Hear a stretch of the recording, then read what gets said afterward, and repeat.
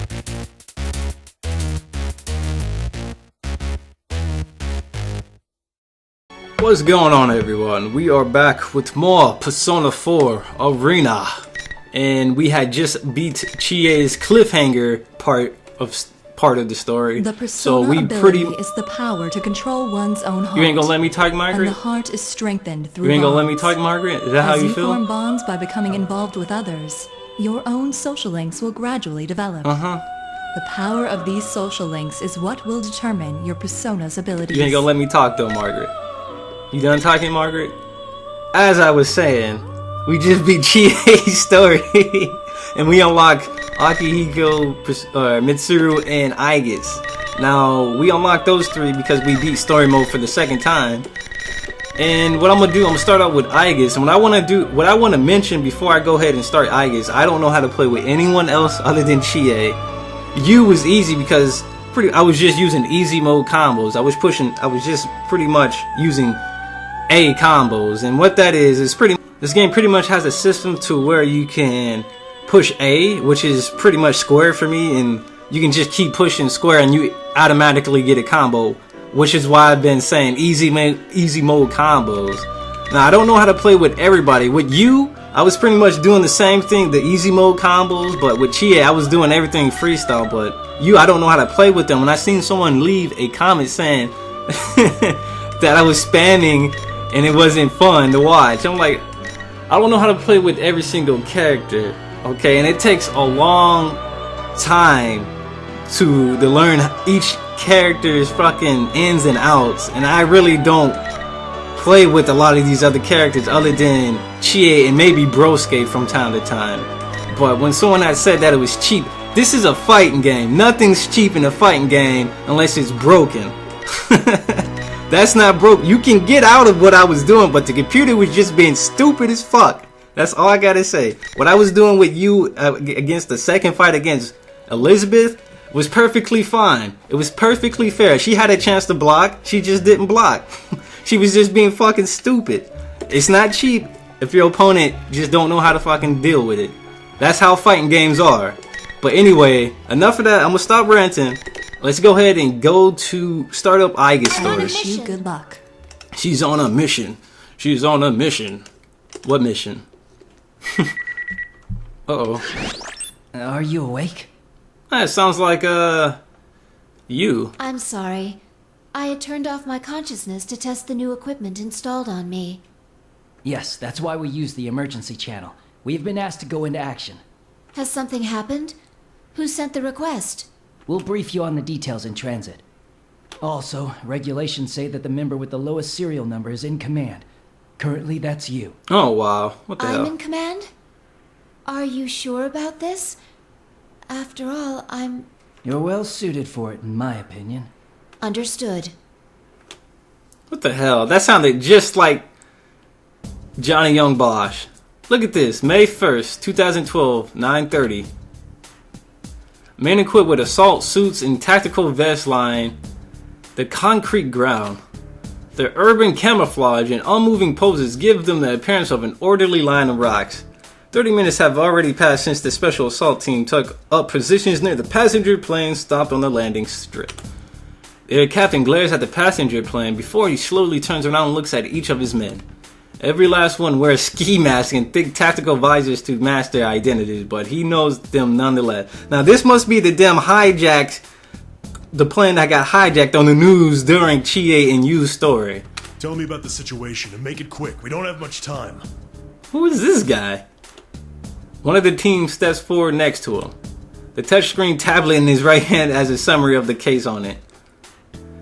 On May 1st, 2012, around 0900 hours, a wide-body passenger aircraft headed for Kagoshima sent out a 7500 squawk code during passenger boarding. Following the signal, the captain reported the control tower that the aircraft had been hijacked. Since the uprising occurred during passenger boarding, only half of the passengers, 168 exactly, had boarded. Damn. The 10 crew members bring it to a total of 178 hostages thought to be on board. Some passengers seated near the hatch had succeeded in escaping. The following points were gained from questioning them. Take care not to be seen by the hijackers. There are 3 hijackers. All of them are covering their faces with ski masks. All of them are armed with what seem to be pistols. From their voices and builds, they appeared to be males.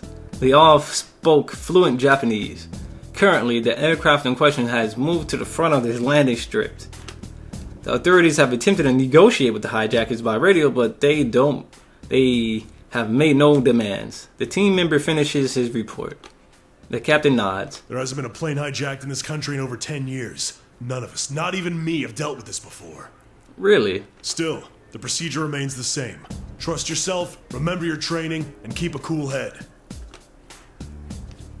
The captain turns towards the plane again.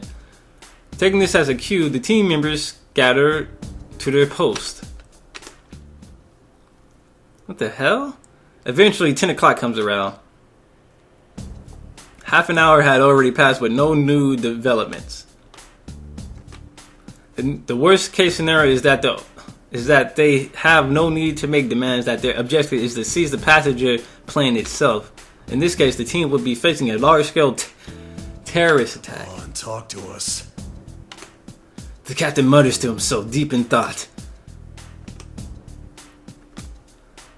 For untrained civilians, extreme stress can easily lead to physical and mental problems. It's true not only for the hostages, but for the hijackers as well. When people lose their nerve, they tend to act rashly. Jeez. After 15 more minutes had passed, a slight change in the situation was reported. All emails and calls going through stations near the airport are being checked. The details of the message thought to be from inside the plane are not confirmed. It appeared that the hijacker had confiscated all cellular phones as per standard hijacker plans, but... Sir, there's a report from HQ. They picked up a transmission from one of the passenger cell phones. It's a smartphone with GPS, so they can tell it's inside the plane. Damn, smartphones. Confirm those details for me. What about an Android? But anyway, there are 2 possibilities. The hijackers are using a passenger's phone to contact associates outside, or that a passenger is contacting someone in secret. The later possibility is more likely. More and more devices have communication capabilities now, making it extremely difficult for hijackers to remove them entirely from play. Unfortunately, more hostages involved means it's all the more dangerous to provoke the hijackers. The cell phone owner is a man in his 60s.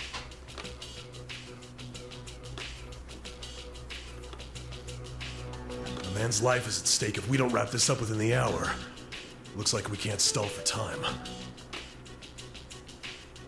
As panic spreads, a proposal for negotiations based on this fact and a proposal to storm the plane are both considered. But because only half the passengers have boarded, the situation inside the plane is uncertain, making devising a tactical plan difficult. Though if nothing is done, a passenger will surely succumb within the hour. A blunder like this must be avoided at all costs. That same day at 10:30. Jeez. Withdraw? This is a hijacking! What are you thinking withdrawing our people? Yes, I understand. Wait, what's going on? Orders are orders. We'll fall back at once. Get ready. No one understood the sudden withdrawal order. Why withdraw the team during the hijacking? No one on the scene agreed with the decision, but the order could not have been overturned. Just then, another group approaches without a sound. Its members are dressed differently in suits and trench coats, but all of them wear black with sunglasses. At a glance, it is clear that they are tall, well-built, and used to rough situations. With nearly 20 of them gathered in one place, they are imposing despite their silence. They don't seem to be airport personnel, but neither are they known to be police. Who are you?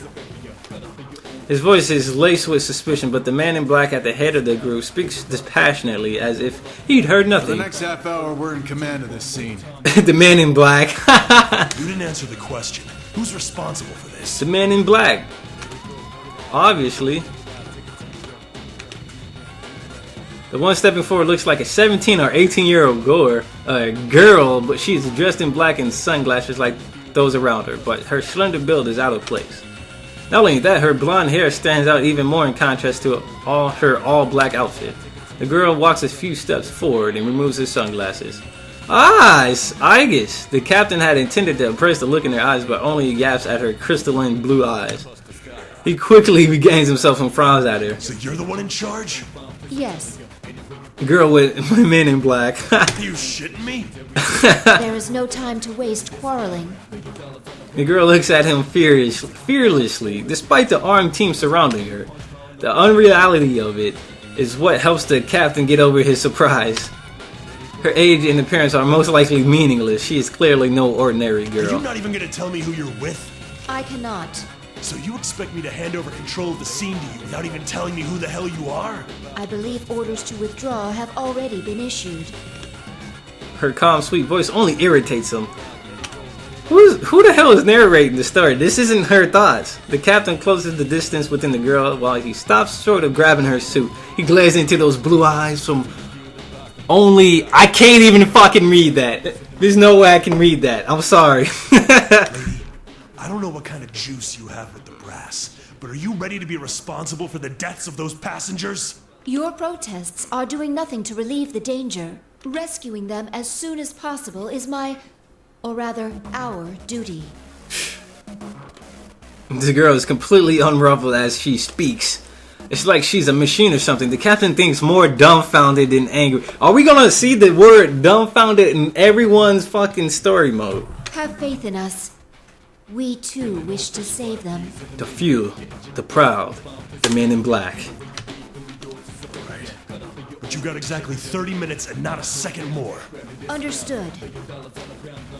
After the girl nods, she gives instructions to prepare a stair car to the group she is leading. The captain's fist tightens nervously, since there are few uses for a stair car. Quietly moving in. Whoa! My fucking microphone popped out for no reason. But there is no hesitation in the girl's actions. Well then, move in as naturally as possible while staying in their blind spots. The closest we can get without them noticing will be about 10 meters from the plane. That will be more than enough. More than enough? What's the point of half-assing it like that? The captain's annoyance begins to turn to curiosity. If she is replacing the SAT team, then she must have a plan beyond simple brute force. Now, let's begin. We are the men in black. What's she doing? TV world defenders. Like humans, most vehicles have significant blind spots above the... Like humans, most vehicles have significant blind spots above and underneath. Yet that doesn't seem to be her plan. Is she gonna snipe them? While the captain mulls over the question, the girl makes an unexpected move. She appears to lower her stance slightly one moment, and in the next, she is no longer in sight. His slender body launches like a cannonball from the top of the stairs. What? She jumped? Damn, she got some AT, she got them air tracks. She got air tracks on, y'all. Even the SAT members voiced their surprise. The girl's leaps arcs over a distance over 10 meters. It's clearly beyond the abilities of a human being. They finally made the air tracks. Ever since air gear, I wanted one of those. I wanted a pair of those. The captain notices that a special knife coated gray from blade to his hilt is in her hand. What's she gonna do with that knife? What is she gonna do with that knife? Just as she's about to fall, she thrusts the knife into the jamb of the hatch and dangles from This it. is crazy. Then she uses her left hand to pull the handle and locks the hatch with ease. Once the thick airtight doors just juts out the aircraft, the girl nimbly jumps into the plane. The captain is shocked by her dauntless methods. She on the plane now? Yep. Passenger plane. A warning light goes on in the cramped cockpit. Two people there notice it at once. One of them is the captain sitting in the pilot's seat. The other is the man holding a gun to the back of the captain's head. The light is labeled hatch open. Even an amateur can understand what it means. But he quickly regains himself and returns the gun back onto the captain. The man casts irritated glances back and forth between the captain and the door for a while, but eventually approaches the door, his gun pointed at the captain. He cautiously cracks the door and looks towards the passenger seating. Just outside the cockpit is the first class section. But the passengers were gathered in the economy class at the time of the hijacking. First class is empty. The man squints. To ward off observation of war snipers, the windows are down. Coming into the darkened plane from the bright cockpit forces his eyes adjust. But from the corner of his eye, he sees a gleam of light shining. And with that light is a silhouette. Before he can react, the silhouette figure closes the distance. A hand grabs the edge of the door and opens it with tremendous force. Two quick, heavily shots are fired. The man collapsed unconsciously without a sound. She first lays the man on the ground and then removes a pistol in his hand. On closer inspection, it is only a model gun supplemented with metal parts. The girl then takes handcuffs from a pouch. Even if he wakes up, he will be unable to stand. Knocked his ass out. Though the captain still looks as if he wishes to say something, the girl meets his eye and insists on silence as she leaves. The curtain dividing first class and economy class is closed. There we go. The girl hides herself behind it and peeks through. There's a man in each of the eye soles in the left and right. Neither seem to have noticed her. Everyone's placement matches the readings from her.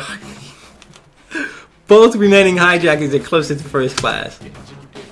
Alright, I'm done reading. It's too much reading. Out loud, at least. My voice is starting to get fucking cracked and it starts to hurt.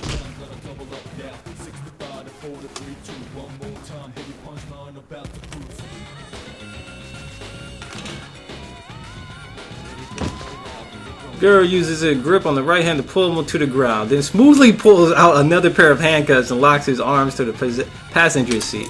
The man thrashes about, but despite his struggle, he's no better than a worm writhing on the ground. The last hijacker finally recovers from his shock and aims his gun. The girl pulls a button from the other man's sleeve and flicks it towards her opponent's face. The button travels at immense speed, though it was only fired from her fingers. The man tries to shield his face, but it's too late, and groans in pain when the projectile impacts his forehead.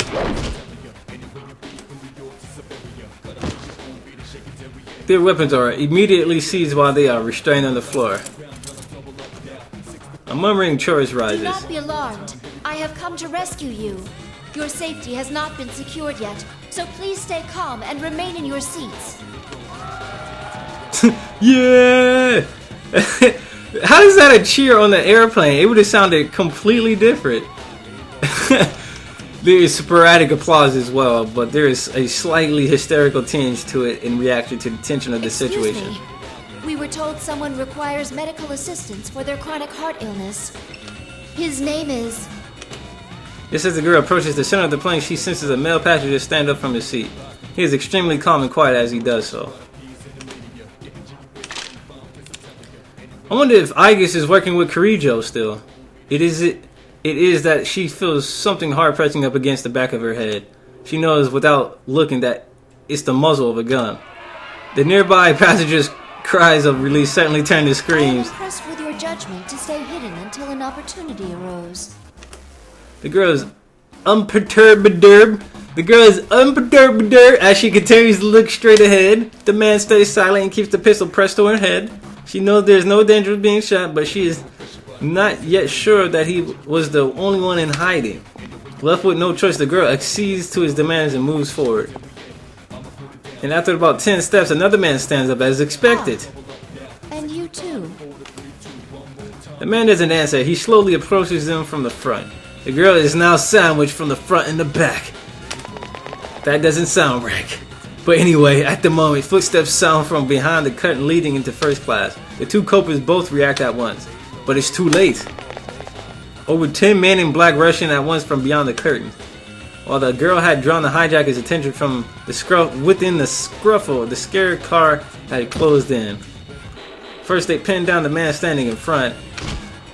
The moment he lowers the hand gripping the pistol in order to escape, the girl grabs his wrist. So focused was he on the men who burst into the scene that he forgot about the threat that whatever. He is immediately tripped and restrained once he falls on his back. The girl stands up and looks around.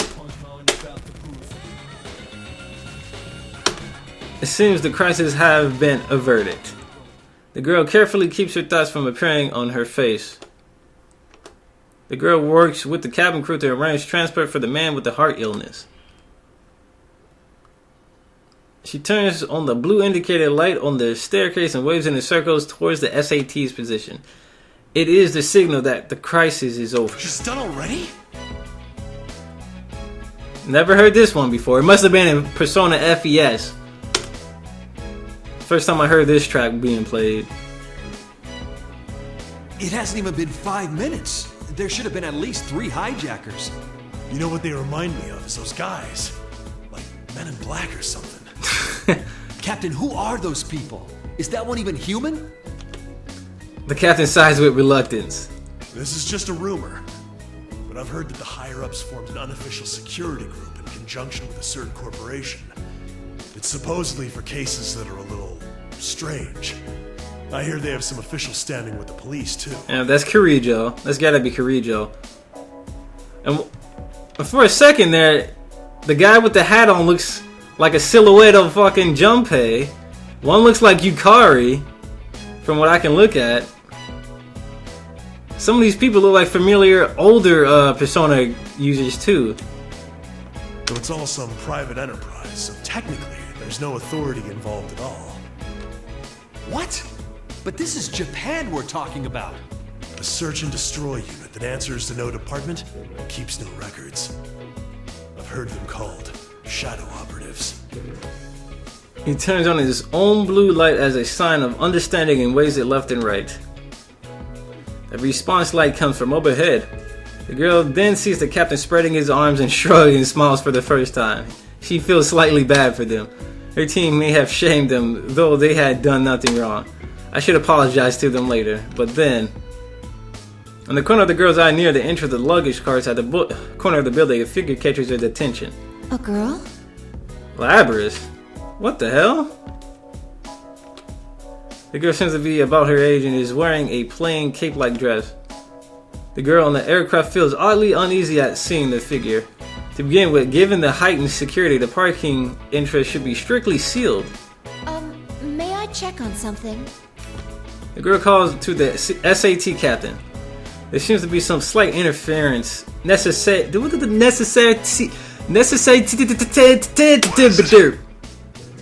If you look towards my left, in front of the luggage loading bay is...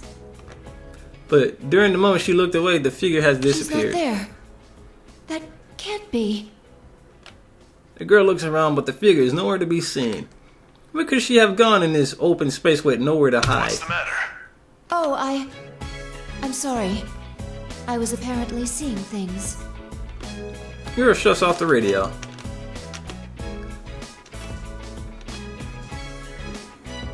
It was very similar to one she herself had once. Yeah, I remember Aigis at the beginning, or in Persona 3 Portable, had a dress just like she had on. Libraries had on.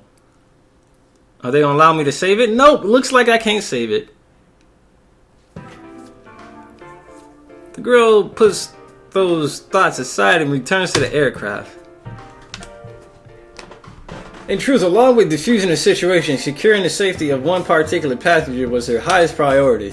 This fact was not revealed to the SAT team. The girl looks carefully through the restless passengers. It is not long before she finds the face she seeks. Looking relieved, the girl walks towards the passenger in question. Are you alright, Mitsuru-san? I guess. I didn't think you'd be the one to come. Why does Mitsuru shouldn't even... Why does she look like she in her late 20s? She was only like, what, 18 at the time? 17 or 18 during Persona 3 Portable? Or during Persona 3? 2 years have only passed, right? So she should be like 20. She looked way older than that. She looks way older than that. She looks like 27. In fact, I was surprised to be called on to deal with something like this. The suspects made no demands. What were they after? At first, I thought I was summoned because you were their target, Mitsuru-san. The higher-ups must have thought the same thing and panicked. Especially considering there's cargo on that plane they wouldn't want made public. Wait a second, that cargo... Is something wrong? This hijack seems strange now that I think about it. They made their move before takeoff, which is odd timing. And they forced the boarding announcement to be stopped. I thought maybe it was their way of trying to pull it off with a small team. Are you saying that rather than a passenger, they were after that cargo? It's true that no one would consider the unloaded luggage during a hijacking. I guess I need you to check on my things. Though if I'm right, it's already too late. In response, Aigis instructs her team via radio to secure all luggage transport routes. Moreover, she requests a search to ensure that no cargo has been taken over. Even if you're right, why would they be interested in your belongings? This is very interesting. My usual cargo wouldn't be worth hijacking a plane over. But I was carrying something sensitive this time. Normally, if they wanted it, they'd have to bypass a Kirijo facility's security or attack the vehicle transporting it. But by doing it this way, they can divert the entire country's attention with a few model guns. Mitsuru smiles. Aigis can tell that she is impressed with their audacity despite herself. Mitsuru-san's cargo. Sensitive belongings for a vacation. Ah, I understand. Hijacking a plane out of a desperate desire for undergarments. This incident will surely go down in history. Mitsuru's eyes bulge at the unexpected comment. You're jumping to conclusions. It's not sensitive in that way. Besides, my underwear is in this bag and that's it. Enough about underwear. She forces a cough and steers the conversation back on track. More accurately, my cargo contained items from Ergo Research. Ergo, from Social Blade, huh? My trip to Kagoshima was partly vacation, but also to oversee their transferal to Yakushima. The official name of Ergo Research is the Kirijo Ergonomics Research Lab, but both Mitsuru and Aigis have many bitter memories associated with the name. A pall hangs in the air, but a radio transmission from one of Aigis' teams cuts the moment. Aigis speaking. I see. Understood. Mitsuru looks at Aigis. It's as you suspected. They found that one of the boxes scheduled for transport has gone missing. I thought as much. With a small sigh, Mitsuru rises from her seat. We must get it back, I guess. The rest of the team can finish up here. I need you to come with me. Aigis inspects Mitsuru's face carefully. Will you be joining the search as well? Well, I am personally involved, so yes. In other words, you will officially rejoin the unit and participate in this mission. To be more direct, is it accurate to say that you are abandoning your vacation? Mitsuru sighs with some exhaustion. Aigis interprets her silence as approval. Then I hereby transfer command authority to you, Mitsuru-san. Regulations state that the member with the lowest serial number is to take command. And since you are member number 1, the official leader of the Security Department Shadow Response Unit, also called the Shadow Operatives. I had a feeling I wouldn't be able to enjoy this vacation for long. Traveling with cargo from Ergo Research suggests that her vacation was neither relaxing nor But cheerful. I can't allow anyone to be hurt again by the things we, the Kirijo group, created. We'll get this cargo back at all costs. Mission or no mission, I'm making it a personal priority. Understood. Aigis answers loudly and snaps off the police salute that she has finally gotten the hang of. Can I save it now? I am Aigis. My official name is 7th Generation Anti-Shadow Suppressant Weapon Aigis. As my name implies, I am not human. I am a humanoid weapon, a robot, essentially. Though with the right clothes, a surprising number of people cannot tell the difference. I was created in a research lab owned by one of the world's foremost derp Kirijo group. I was made to exterminate a certain enemy, the Shadows.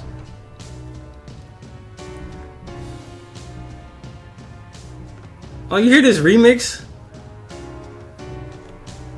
This is the first time I ever heard it. Shadows can only be defeated by the... Yes, we already know this. I don't want to read through that.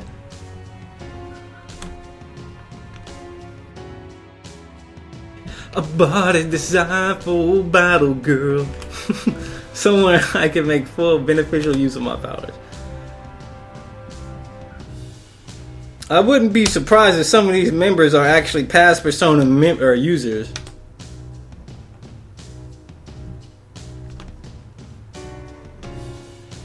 Yeah, all of our members are Persona users or have similar qualifications during operations. Our guidelines state that the member with the smallest number has command. The number that I was issued is 5. Though I'm not human, I am treated as a member and not a piece of equipment. Moreover, my number is in the single digits.